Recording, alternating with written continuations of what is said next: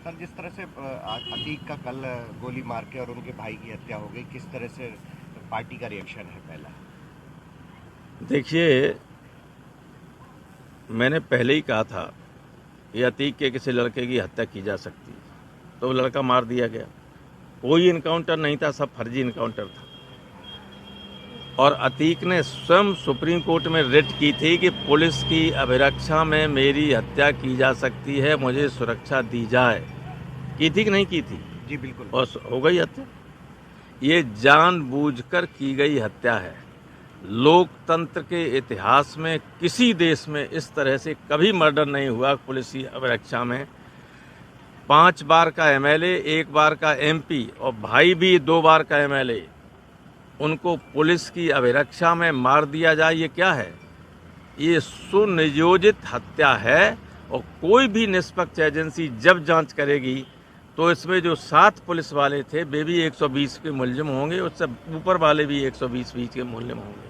ये बहुत गंभीर मामला है। लोकतंत्र में ऐसा कोई कल्पना नहीं की जा सकती। आप सत्ता में पहुंचने के लिए किसी एक धर्म के लोग को चुन चुन कर मारना शुरू करोगे, के साथ दूसरे धर्म के लोग प्रसन्न हो जाएंगे। जो भी ईमानदारी से सोचने वाला व्यक्ति है वो सब इसको गलत समझेंगे, गलत मानेंगे, उसका परिणाम इनको भुगतना पड़ेगा। अच्छा, तो ये जिस तरह से कल हुआ, कुछ मीडिया कर्मी जब बाइट ले रहे थे, क्योंकि मेडिकल के लिए लिए जा रहे थे। ये बताइए, 10 बजे किसी मेडिकल के लिए लिया जाता? देखा आपने कभी? तो हत्या की योजना थी। किसी पुलिस वाले ने गोली चलाने वाले पे, अतीक को मारने वाले पे गोली चलाई? चलानी चाहिए थी कि नहीं चलानी चाहिए थी? बिल्कुल। तो क्या था ये? योजनाबद्ध तरीके से हत्या की गई। चलो, देखिए, इस घटना को तो सारे देश ने देखा है। मीडिया तो ऐसे ही लगाए हुए थे। जब मारे गए तो जैसे हम माइक लगाए हुए हमारे, ऐसे ही मीडिया लगाए हुए थे। इसमें 2-3 बिंदुओं पर लोगों को विचार करना होगा अगर देश में लोकतंत्र को जिंदा रखना है तो। आपको याद होगा कि जो इलाहाबाद में पहले घटना हुई थी, बहुत दुखद घटना थी। उस वक्त मुख्यमंत्री ने ये कहा था कि हम मिट्टी में मिला देंगे। यही था, वो एक तरीके से आदेश था मुख्यमंत्री का। और कुछ मुख्यमंत्री के जो बहुत निकट के अधिकारी हैं, जो स्वयं माफियाओं के साथ व्यापार कर रहे हैं और ठेकेदारी कर रहे हैं, उन्हीं के हाथ में ये सब करना है। ये उस पर अमल करना शुरू कर दिया।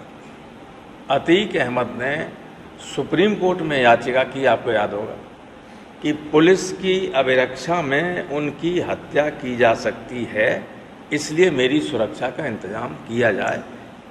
लेकिन सुप्रीम कोर्ट ने कोई राहत दी नहीं अतीक को। तो मुख्यमंत्री का ये हुक्म कि मिट्टी में मिला देंगे, ये फरमान था। सुप्रीम कोर्ट से ये कहने के बाद भी कि पुलिस रक्षा में उनकी हत्या हो सकती, कोई राहत नहीं मिली, तो फिर लोग समझ गए कि अब चाहे जा मार दीजिए, कुछ होने वाला है ही नहीं। जो मारने वाले हैं उनका कुछ बिगड़ने वाला नहीं। और इसलिए तीसरी बात ये कि कभी आपने देखा कि कोई व्यक्ति कचहरी पे पेश होने को आया हो, उसको रात के 10 बजे मेडिकल चेकअप के लिए ले जाया जाए? और इतनी सेंसिटिव मामला था कि सैकड़ों पुष्प जिस दिन अतीक अहमद को लाया गया और उनके भाई को लाया गया, बरेली से उन्हें लाया गया साबरमती से, तो हजारों पुलिस की ड्यूटी पे लगे हुई थी।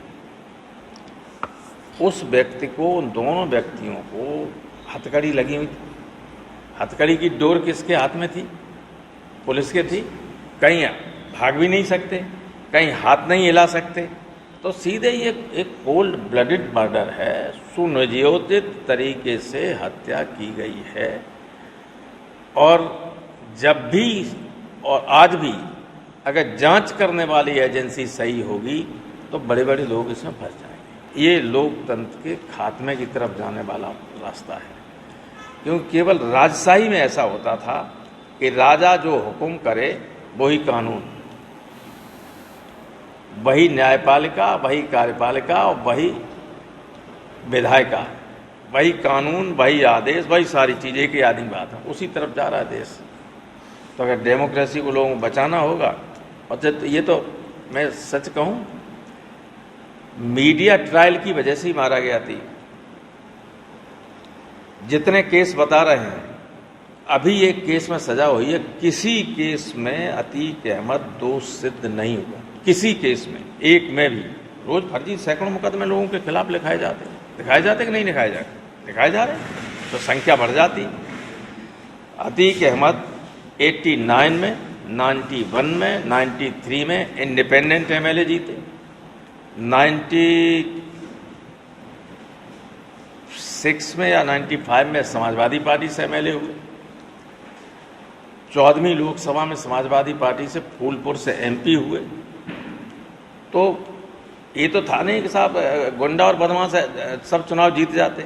3 बार तो किसी पार्टी से नहीं, निर्दलीय चुनाव जीता था, रिकॉर्ड 3 बार लगातार जीता, 89, 91, 93। उसके बाद समाजवादी पार्टी जीते, समाजवादी पार्टी से लोकसभा, जब लोकसभा में वो जीत के आए थे अतीक अहमद, तब मैं लोकसभा का सदस्य था, 37 हमारे एमपी थे, मैं समाजवादी संसदीय दल का नेता था, 5-4 साल वो हमारे साथ एमपी रहे। तो है, लेकिन अब मीडिया ने गैंगस्टर और फलाना ये सब बना दिया, तो कभी कभी कुछ घटनाएं हो जाती बड़े बड़े लोगों से। यहाँ ऐसे ऐसे बड़े बड़े पदों पे लोग बैठे हुए हैं जो बम फेंक के 10-10, 15-15 लोगों को मरवा दिया, आप सब जानते हैं।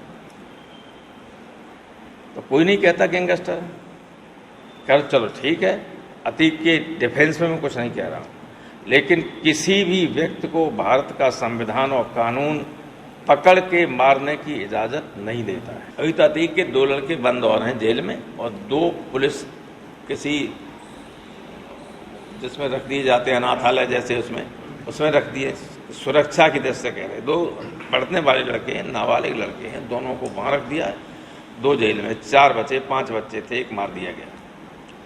तो इलाहाबाद के लोगों का जो कहना है हमसे, उनका ये कहना है कि यहाँ चर्चा, ये इलाहाबाद में चर्चा ये है कि इन लड़कों को भी किसी न किसी बहाने मार दिया जाए।